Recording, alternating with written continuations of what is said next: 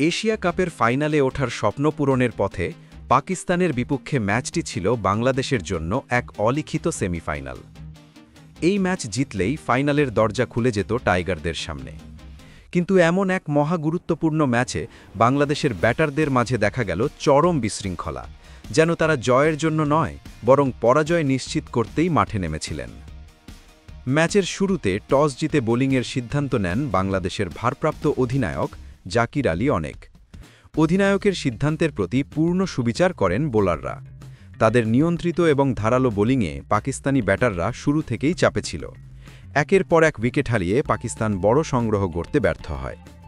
বাংলাদেশকে জয়ের জন্য মাত্র ১৩৬ রানের লক্ষ্যমাত্রা দেওয়া হয়।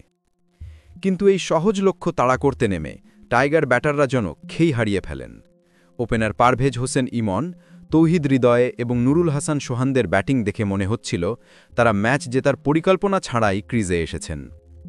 ইনিংসের প্রথম ওভারেই শাহিন আফ্রিদির বলে বাজে শট খেলে ডিপ পয়েন্টে নওয়াজের হাতে ক্যাচ তুলে দেন ইমন, ফেরেন কোনো রান না করেই। এরপর থেকেই শুরু হয় উইকেট পতনের মিছিল। ৩ নম্বরে নামা তৌহিদ হৃদয়ও ব্যাট হাতে স্বাচ্ছন্দ্যে ছিলেন না। বেশ কিছুক্ষণ ক্রিজে থেকেও ব্যাটে বলে সংযোগ ঘটাতে পারছিলেন না তিনি। পাওয়ার প্লেয়ের পঞ্চম ওভারে শাহিন আফ্রিদিকে উড়িয়ে মারতে গিয়ে লং অনে ক্যাচ দিয়ে আউট হন হৃদয়।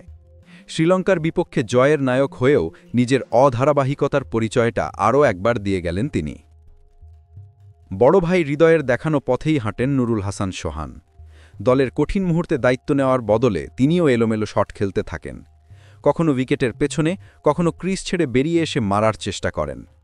শেষ পর্যন্ত সায়েম আইয়ুবের একটি নিরীহ বলকে ক্রিজ থেকে সরে এসে ছক্কা মারতে গিয়ে ডিপ এক্সট্রা কভারে ধরা পড়েন তিনি।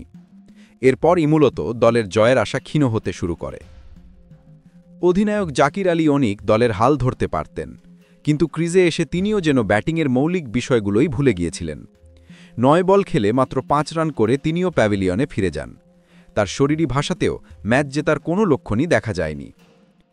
ওপেনার সাইফ হাসানের ১৫ বলে ১৮ এবং শামীম পাটুয়ারির ১৫ বলে ৩০ রানের দুটি ইনিংস বাদে আর কোনো ব্যাটারই দায়িত্বশীলতার পরিচয় দিতে পারেননি। অথচ এই ম্যাচে প্রয়োজন ছিল কেবল ছোট ছোট কিছু জুড়ির অথবা যে কোনো একজন ব্যাটারের শেষ পর্যন্ত টিকে থেকে ম্যাচ বের করে আনার। তাহলেই অনায়াসে জয় পেতে পারত বাংলাদেশ। শেষ পর্যন্ত মাত্র ১১ রানের ব্যবধানে ম্যাচটি হেরে যায় টাইগাররা। আরও একবার তীরে এসে তরি ডোবার আক্ষেপে পুড়তে হয় বাংলাদেশি সমর্থকদের। এমন হারের পর দলের ব্যাটারদের ব্যাটিং কৌশল এবং দায়িত্বজ্ঞানহীনতাই সমর্থকদের সমালোচনার কেন্দ্রবিন্দুতে পরিণত হয়েছে।